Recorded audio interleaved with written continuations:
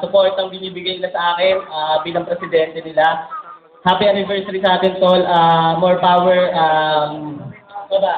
Wala na akong masabi. Overwhelmed na ako isang taon na. Sana tuloy-tuloy pa tayo. At saka,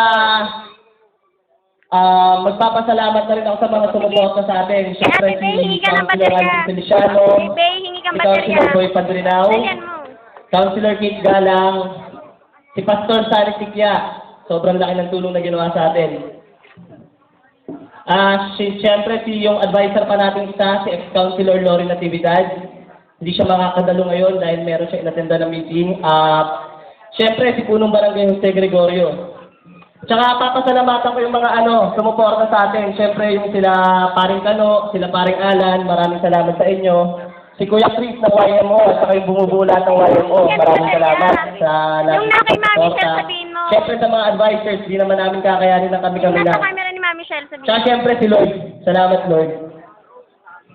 Tsaka siyempre si Kuya Jude Kilatis at yung mga guardians, lagi nandyan yan. Si Tito Nando Robles ng CKD Homeowners, lagi sumusuporta. Maraming salamat Tito Nando. Siyempre si Tito Boy Asuncion din. At si Manang Monica Atenciana na lagi tayong pinapahiram ng ating venue. Maraming salamat sa inyo. Yun lang, happy anniversary sa mga puti. Maraming salamat. Hindi po. Salamat sa mga guests. Maraming salamat po.